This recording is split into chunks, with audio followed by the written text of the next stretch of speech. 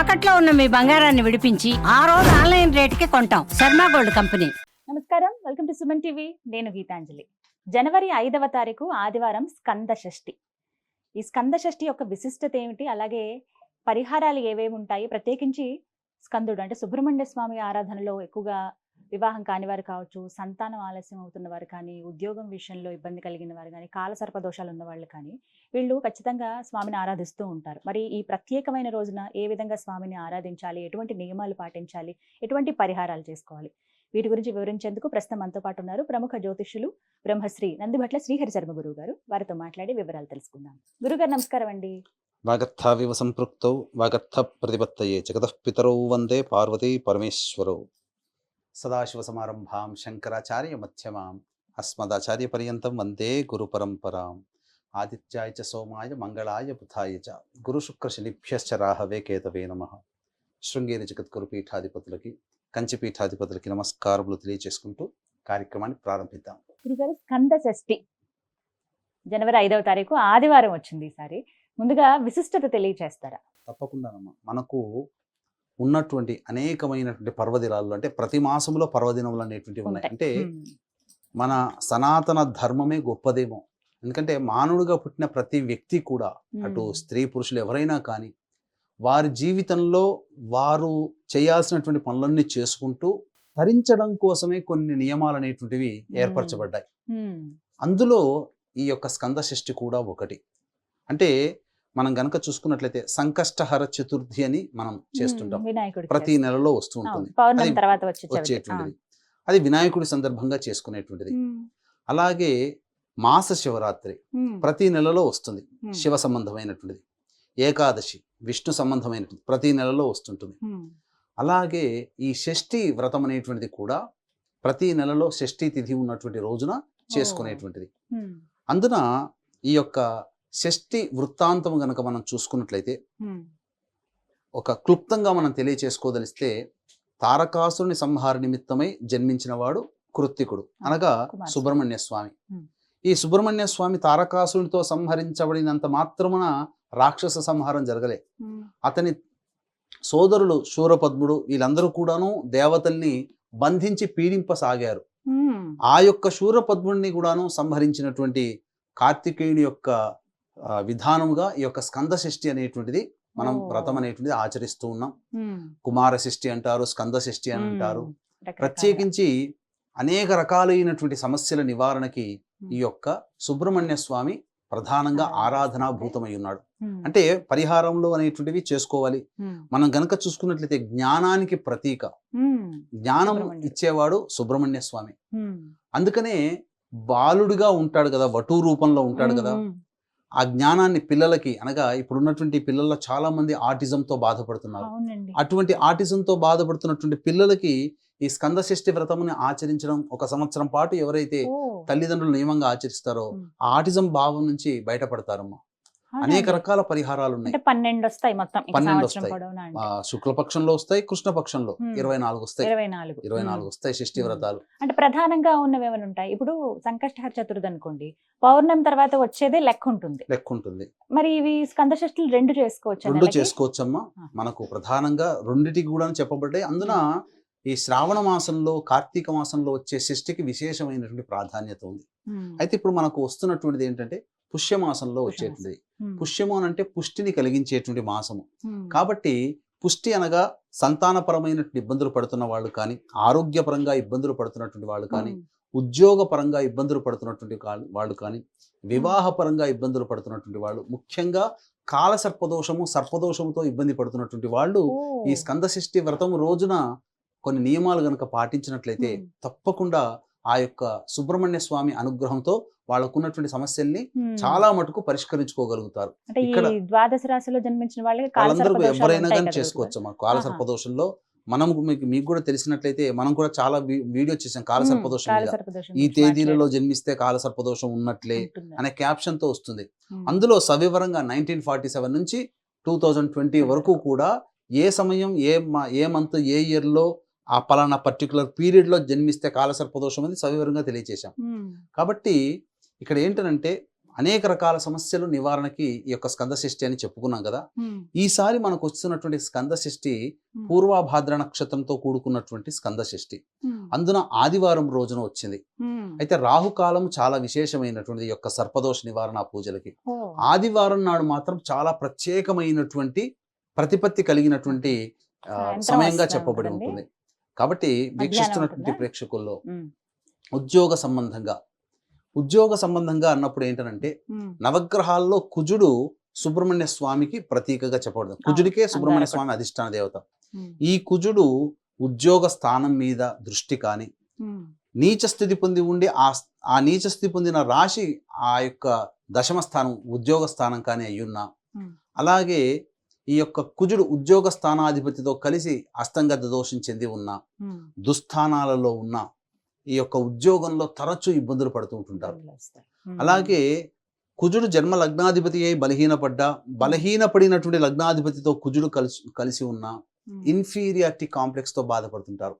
ఎదుటి వాళ్ళు ఏదైనా నవ్వినా నా గురించి నవ్వారు అనుకుని, ఏదైనా గుసగుసలు అడుకున్నా నా గురించి ఏమని అనుకుంటారేమో, నేను ఈ పని చేస్తే ఎవరేమనుకుంటారేమో అని భయపడే మనస్తత్వం ఉంటాయి చూడండి.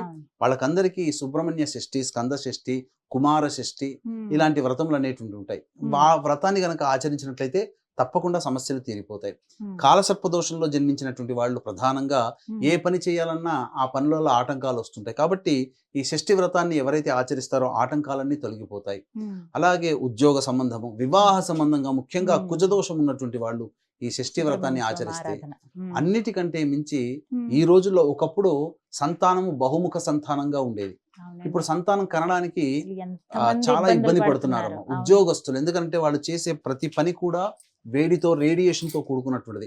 కాబట్టి శరీరాంతర్గతమైనటువంటి నిర్మాణంలో ఆ యొక్క కణములు చనిపోవడం కానీ, లేకపోతే మృతకణ జీవములుగా ఉన్నటువంటిది కానీ, లేకపోతే అసలు ఈ యొక్క అంబ్రియోస్ అని అంటారు, అండములు విడుదల కాకపోవడం కానీ సమస్యలు, గర్భధారణ సమస్యలు ఈ యొక్క స్త్రీ పురుషులలో ఇబ్బందులు అనేటువంటి కలుగుతున్నాయి. కాబట్టి ఈ వ్రతాన్ని ఆచరించినటువంటి వాళ్ళు ఖచ్చితంగా సంవత్సరం తిరిగే లోపల సంతానాన్ని పొందిన వాళ్ళు ఉన్నారమ్మా. మరి ఇన్ని చెప్పారు, ఇంతకీ ఆ వ్రతం ఎలా ఆచరించాలో వివరించండి. తప్పకుండానమ్మా. ఏమీ లేదమ్మా, ఆ సుబ్రహ్మణ్య స్వామి సంబంధించినటువంటి షష్ఠి తిథి వచ్చినటువంటి రోజున చక్కగా ఉపవాసం, ఆ రోజు ఉపవాసం ఉంటే చాలా మంచిది. ఆ రోజు చేయాల్సినటువంటి ధర్మములు దాంపత్యము పనికిరాదు. అలాగే బ్రహ్మచర్య వ్రతాన్ని ఆచరించాలి. మాంసాహారము, మద్యపానము ఇట్లాంటివి తీసుకోకూడదు. అలాగే తమో గుణాన్ని పెంచేటువంటి ఉల్లి, వెల్లుల్లి, కారముతో కూడుకున్నటువంటి ఇవేవి కూడాను ఎక్కువగా భుజించకూడదు. సాత్వికమైనటువంటి ఆహారాన్ని భుజిస్తూ ఈ స్కంద షష్ఠి సంబంధించినటువంటి రోజున, అనగా 5వ తారీఖు మనకు ఆదివారం అయింది, ఆ రోజున మనం ఈ షష్ఠి వ్రతాన్ని ఆచరించడం. ఉదయాన్నే దేవాలయానికి చేరుకొని, శివ పరివార కుటుంబం ఉంటే మంచిది. అంటే కొన్ని పురాణాల్లో మనకేం చెప్పబడి ఉందంటే, కుమారస్వామిని తండ్రితో సహా ఆరాధిస్తే ఉత్తమ ఫలితాలు కలుగుతాయని, అమ్మవారితో సహా ఆరాధించిన ఉత్తమ ఫలితాలు కలుగుతాయని దేవి భాగవతంలో, అలాగే శివ పురాణంలో ఈశ్వరునితో కలిసి, అలాగే గణేష పురాణంలో గణేశునితో కలిసినటువంటి ఆరాధన చెప్పబడింది. కాబట్టి అన్ని పురాణాంతర్గతమైనటువంటి విషయాల్ని పరిగణలోకి తీసుకొని శివ పరివారం ఉన్నటువంటి దేవాలయం ఉన్నటువంటి వెళ్ళి అక్కడ మొదలుగా నవగ్రహాల చుట్టూ శివాయ నమః అంటూ 27 ప్రదక్షిణలు చేసి, తదనంతరం గణపతికి గరికతో అర్చన జరిపించి, ఈశ్వరునికి అభిషేకము, అమ్మవారికి అర్చన. ఇక్కడ ఈ సంబంధించినటువంటి సమస్యలతో బాధపడుతున్నటువంటి వాళ్ళు, ఉద్యోగ సమస్యలతో బాధపడుతున్నటువంటి వాళ్ళు చెరుకు రసంతో సుబ్రహ్మణ్య స్వామికి అభిషేకం చేయడం. అలాగే అర్చనలో ఈ సంబంధించినటువంటి ఎర్ర జిల్లేడు పూలతో అర్చన చేయడం. ఇక తర్వాత ఈ సంబంధించినటువంటి అనారోగ్య సమస్యలతో ఇబ్బందులు పడుతూ ఉంటుంటారు వాళ్ళు విభూతితో లేదా విభూతి కలిపిన నీటితో ఆ సుబ్రహ్మణ్య స్వామికి అభిషేకం జరిపించడం, ఈ విధంగా చేయాలి. తర్వాత ఇక ప్రధానంగా వివాహ సమస్యలు ఏవైతే ఉంటాయో ఆ వివాహ సమస్యలు కుజదోష ప్రభావం వలన ఇబ్బందులు పడుతుంటారు. కాబట్టి ఈ చక్కెర కలిపినటువంటి, అనగా కండ చక్కెర, నవబోద్గడ్డ లేదా పటిక బెల్లము అని అంటారు, షుగర్ కాకుండా ఆ యొక్క లేదా బెల్లం కలిపిన నీటితో సుబ్రహ్మణ్య స్వామికి అభిషేకం జరిపించి గన్నేరు పూలు, మల్లెపూలతో అర్చన చేయడం. అలాగే సంతాన సమస్యలతో బాధపడుతున్నటువంటి వాళ్ళు, ఈ సంతాన సమస్యలతో బాధపడుతున్నటువంటి వాళ్ళు లేదా కాలసర్పదోష ప్రభావంతో బాధపడుతున్నటువంటి వాళ్ళు, ముఖ్యంగా కాలసర్పదోషంతో బాధపడుతున్నటువంటి వాళ్ళైతే పసుపు కుంకుమతో ఆ స్వామికి అభిషేకం జరిపించడం, ఆ పసుపు కుంకుమ నీటితో. ఈ యొక్క సంతాన సమస్యలతో బాధపడుతున్నటువంటి వాళ్ళు అమృత తుల్యమైనటువంటి పదార్థముతో అభిషేకం చేయాలి. ఈ భూలోకంలో ఉండేటువంటి అమృత తుల్యం ఏంటంటే ఆవు పాలు, ఆవు నెయ్యి, తేనె. ఈ పంచామృతాలు మూడింటిని అండి. కలిపితే ఆ, ఈ మూడు మాత్రమే అమృతము అని అంటారు. అమృతం. ఈ మూడిటితో అభిషేకం జరిపించి చలివిడి నైవేద్యంగా పెట్టాలి. ఉమ్, ఈ విధంగా చేసి ఇక సాయంకాలం 4:30 నుంచి 6 గంటల మధ్య కాలములో ఈ శరభేశ్వర సమయం అని అంటారు. ఉమ్, ఈ యొక్క సమయంలో విశేషమైనటువంటి స్తోత్ర పారాయణం చేయాలి. ఉమ్, కాబట్టి ఏమా స్తోత్ర పారాయణాలు అంటే వీక్షించేటువంటి ప్రేక్షకులకు కూడా గమనిక. ఈ యొక్క 11వ తారీఖు రోజున శని త్రయోదశి సందర్భంగా ద్వాదశ రాశులలో జన్మించినటువంటి వాళ్ళకందరికీ కూడాను ఈ 2025వ సంవత్సరం ప్రభావాన్ని చూపుతుంది. కావున శ్రీశైల క్షేత్రంలో గత జన్మ కర్మదోషం వల్లనే దోషాలు కాబట్టి గత జన్మ కర్మదోష నివారణతో పాటు వివాహం సమస్యలు, దాంపత్య సమస్యల నివారణకి మరియు శనిదోష పరిహారానికి 18 రకాల హోమాది కార్యక్రమాలు పర్ హెడ్ 1500 రూపాయలకు చేయించడం జరుగుతుంది. అవకాశం ఉన్న వాళ్ళు కార్యక్రమ తదనంతరం కాంటాక్ట్ చేసి పూర్తి వివరాలు తెలుసుకోవచ్చు.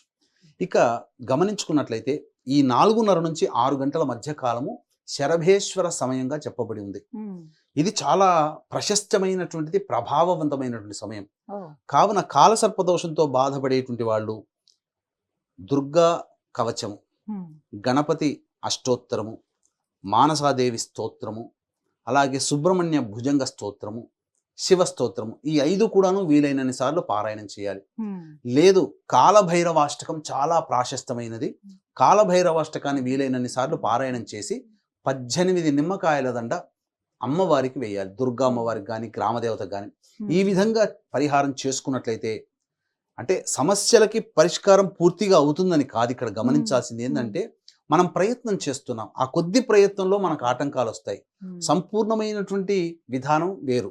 ఇదేంటంటే ఆపత్కాలంలో మనం చేసేటువంటి ఇక ఈ నెలలో మనకి ఇది సాధించుకోవాలనుకున్నప్పుడు ఈ సుబ్రహ్మణ్య స్వామిని ఆరాధన ఎవరైతే చేస్తారో ఉమ్, ఈ అన్ని రకాలైనటువంటి సమస్తమైనటువంటి కోరికలకి ఆటంకాలుగా వచ్చే సమస్యలు తొలగిపోతాయమ్మా. ఉమ్. ఈ 25వ విధంగా, సంవత్సరంలో చాలా మటుకు వాళ్ళ యొక్క సంకల్పం నెరవేరుతుందని చెప్పవచ్చు. ఉమ్, కాబట్టి అనేక రకాలైనటువంటి బాధలతో, ఇబ్బందులతో కష్టపడేటువంటి వాళ్ళకి ఉపశమన మార్గం ఈ యొక్క స్కంద షష్ఠి రోజున చేసి చెప్పేటువంటి పరిహారం అని చెప్పవచ్చు. చాలా చక్కగా వివరించారు గురుగారు. ధన్యవాదాలండి. సర్వం శ్రీ ఉమామహేశ్వర పరబ్రహ్మార్పణమస్తు.